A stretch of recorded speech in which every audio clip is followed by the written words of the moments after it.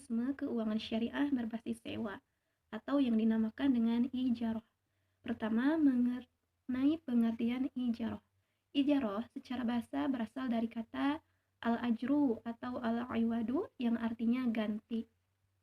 Sedangkan definisi ijarah secara terminologi, para ulama mendefinisikannya yang pertama, menurut ulama Hanifiyah, ijarah ialah suatu transaksi terhadap suatu manfaat dengan imbalan. Yang kedua, menurut ulama Syafi'iyah, mereka mendefinisikannya ijarah ialah suatu transaksi terhadap suatu manfaat yang dituju yang sifatnya mubah atau boleh dimanfaatkan dengan imbalan tertentu. Kemudian, menurut ulama Malikiyah dan Hambaliyah, mendefinisikan ijarah ialah pemilikan manfaat sesuatu yang dibolehkan dalam waktu tertentu dengan suatu imbalan. Selain itu, definisi ijarah menurut fatwa Dewan Syariah adalah akad pemindahan hak guna atau manfaat suatu barang atau jasa dalam waktu tertentu melalui pembayaran sewa atau upah, tetapi tanpa diikuti pemindahan kepemilikan barang itu sendiri. Karena dalam akad ijarah tidak ada perubahan kepemilikan, tetapi hanya pemindahan hak guna atau manfaat dari yang menyewakan kepada si penyewa. Selanjutnya mengenai macam-macam atau jenis-jenis ijarah. Yang pertama, dilihat dari segi objeknya, ijarah terbagi menjadi dua. Ada ijarah yang bersifat manfaat dan ada ijarah yang bersifat pekerjaan. Nah, ijarah yang bersifat manfaat contohnya seperti sewa menyewa toko, kendaraan, rumah, perhiasan, dan lain-lain. Sedangkan ijarah yang bersifat pekerjaan contohnya dengan mempekerjakan seseorang untuk melakukan suatu pekerjaan. Kemudian, ada jenis ijarah yang dilihat dari segi perbankan syariah dan terbagi menjadi dua macam. Ada ijarah mutlaqah atau leasing dan ada ijarah al-muntahiyat bitamlik. Yang dinamakan dengan ijarah mutlaqah atau leasing ialah suatu lease kontrak di mana suatu bank atau lembaga keuangan menyewakan peralatan kepada nasabahnya berdasarkan pembebanan biaya yang sudah ditentukan secara pasti sebelumnya. Sedangkan al-ijarah al-muntahiyat bitamlik sejenis perpaduan kontrak antara jual beli dengan sewa atau lebih tepatnya akad sewa yang diakhiri dengan kepemilikan barang di tangan si penyewa. Assalamualaikum warahmatullahi wabarakatuh. Perkenalkan, nama saya Nakhilah Hunafal Kursi dari MD 6B. Saya di sini sedikit menjelaskan tentang dasar hukum ijarah dan rukun ijarah. Dasar hukum ijarah itu ada 3. Yang pertama yaitu dari Al-Quran, yang kedua dari Al-Hadis, dan yang ketiga menurut ijma ulama. Nah, dari Al-Quran sendiri itu terdapat dalam surat Al-Qasas ayat 26 yang artinya salah seorang dari kedua wanita itu berkata, "Wahai bapakku, ambillah orang yang bekerja dengan kita, karena sesungguhnya orang yang paling baik yang kamu ambil untuk bekerja ialah orang yang kuat lagi dapat dipercaya." Nah, yang kedua itu terdapat dalam surat Al-Baqarah ayat 233 yang artinya, "Dan jika kamu ingin anakmu disusukan oleh orang lain, maka tidak berdosa bagimu apabila kamu memberikan pembayaran yang patut. Bertakwalah kamu kepada Allah dan ketahuilah Allah Maha melihat apa yang kamu kerjakan." Nah, dalam hadis Nabi yang dapat dijadikan dasar hukum beroperasionalnya kegiatan ijarah, yaitu meliputi yang pertama, dari Ibnu Umar radhiyallahu an bersabda, Rasulullah Shallallahu alaihi wasallam berkata, "Berikanlah upah atau sewa buruh itu sebelum keringatnya kering." Dan hadis riwayat Ibnu Majah. Nah, yang kedua itu dari Abi Sa'id Al-Khudri radhiyallahu anhu bahwa Rasulullah Shallallahu alaihi wasallam telah bersabda, "Barang siapa mempekerjakan pekerja, hendaklah menjelaskan upahnya." Dan yang ketiga diriwayatkan dari Ibnu Abbas bahwa Rasulullah Shallallahu alaihi wasallam bersabda bahwasanya Rasulullah berbekam kemudian memberikan upah kepada tukang yang bekam itu.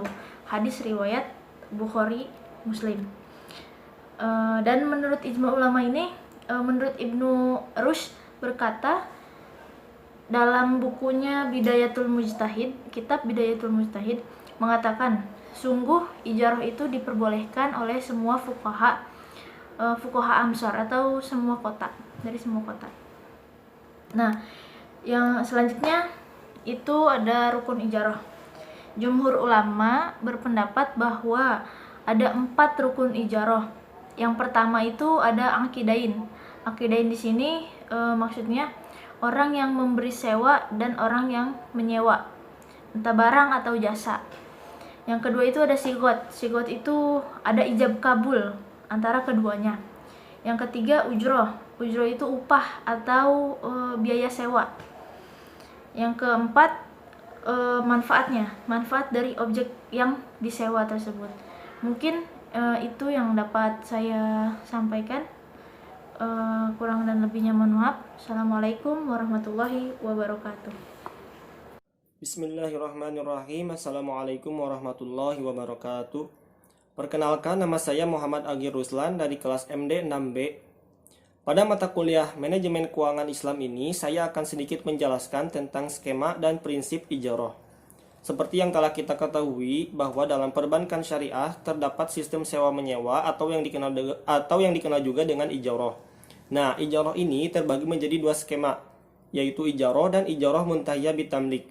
Yang dimaksud dengan ijarah itu adalah sebuah transaksi sewa-menyewa antara pihak pemilik objek sewa dan penyewa untuk mendapatkan imbalan atas barang atau jasa yang disewakan. Dalam skema ijarah ini, bank berperan sebagai pemilik objek sewa dan nasabah berperan sebagai penyewa. Nah, belakangan ini terdapat beberapa bank yang menggunakan skema ini, yaitu untuk memfasilitasi kepada nasabah baik itu berupa jasa ataupun barang, seperti yang belakangan ini telah sering terjadi, yaitu berupa penyewaan jasa dalam bidang pendidikan, kesehatan ataupun dalam rekreasi, yang mana pihak bank memberikan jasa pelayanan kepada nasabah baik itu berupa fasilitas pendidikan dalam suatu lembaga pendidikan ataupun kesehatan dalam suatu rumah sakit dan semacamnya, ataupun jasa rekreasi dari biro perjalanan. Nah, tujuan dari skema ijarah ini yaitu untuk memfasilitasi bagi seluruh nasabah yang ingin memiliki suatu fungsi barang ataupun jasa tanpa diikuti oleh kepindahan hak milik. Tentu saja sebelum melakukan ijarah ini harus dilakukan sebuah perjanjian antara pihak penyewa dan yang menyewakan. Nah, mungkin itu singkat dari ijarah. Kemudian yang selanjutnya yaitu ada ijarah muntahiyah bitamlik. Sama seperti ijarah, namun yang membedakan dalam ijarah muntahiyah bitamlik ini adalah pada akhir masa sewa, sang pemilik objek sewa memberikan tawaran kepada penyewa apakah ingin memindahkan hak miliknya ataupun tidak. Jadi yang membedakannya dari ijarah yaitu tawarannya tersebut. Itu mungkin sedikit penjelasan dari skema ijarah. Kemudian saya akan memberikan suatu contoh kasus dalam suatu sistem ijarah. Seperti misalnya seorang nasabah mendatangi sebuah bank dengan persetujuan pembayaran misalkan sebuah rumah. Nah, kemudian pihak bank menyediakan sebuah rumah tersebut dengan tentu saja dengan sebuah perjanjian pada awalnya. Nah, kemudian setelah itu pihak nasabah kemudian akan membayar angsuran kepada bank. Nah, pada bank tersebut mendapatkan rumah misalkan dari supplier, contohnya dengan harga 10 juta. Kemudian bank tersebut melakukan perjanjian dengan nasabah apakah dalam perjanjian ini akan dilakukan secara tunai ataupun angsuran per bulan. Nah, kemudian setelah terjadinya akad ataupun perjanjian antara pihak nasabah dan juga bank, pihak nasabah sudah dibolehkan untuk menikmati fasilitas tersebut dengan syarat pihak nasabah harus membayar angsuran kepada bank. Nah, kemudian yang membedakan dengan ijarah muntahiyah bitamlik pada masa akhir sewa ini, bank memberikan tawaran kepada nasabah untuk dipindahkan hak milik. Jadi si penyewa rumah ini diberikan tawaran oleh bank untuk membeli rumah tersebut. Tentu saja hal tersebut harus dilakukan sesuai dengan perjanjian pada awalnya. Mungkin itu saja penjelasan singkat dari saya, kurang lebihnya mohon dimaafkan. Billahi taufik wal hidayah. Wassalamualaikum warahmatullahi wabarakatuh. Assalamualaikum warahmatullahi wabarakatuh. Perkenalkan, nama saya Ika Nurbaiti dari Manajemen Dakwah 6B. Di sini saya akan menjelaskan tentang ketentuan syariah. Yang pertama itu ada pelaku, yang kedua itu ada objek akad ijarah, dan yang ketiga itu ada ijab qabul. Nah, yang pertama itu tentang pelaku. Kalau pelaku itu harus cakap, hukum, dan balik. Yang kedua itu ada objek akad ijarah. Nah, objek akad ijarah itu ada berbagai macam. Yang pertama itu ada manfaat aset atau jasa, dan yang kedua itu ada sewa upah. Nah, yang ketiga itu ada ijab qabul ya. Nah, ijab qabul itu pernyataan dan ekspresi saling ikhlas di antara para pihak yang terlibat dalam akad yang dilakukan secara tertulis dan verbal dengan melalui korespondensi atau menggunakan berbagai cara komunikasi modern. Lalu ada ketentuan syariah untuk ijarah muntahiyah bitamlik. Yang pertama itu ada pihak terlibat di dalamnya harus melaksanakan akad ijarah terlebih dahulu. Nah, yang kedua itu ada janji pemindahan kepemilikan yang sudah disepakati pada awal akad ijarah adalah wa'ad, yang hukumnya. Di sini saya akan menjelaskan lagi tentang berakhirnya akad ijarah. Ada 5 macam. Yang pertama itu periode akad sudah selesai sesuai dengan perjanjian yang di awal. Namun kontraknya pun masih bisa berlaku meskipun dalam perjanjian sudah selesai dengan beberapa macam alasan. Misalnya keterlambatan masa panen apabila menyewakan lahan untuk kegiatan pertanian, maka dapat memungkinkan berakhirnya akad setelah panen selesai.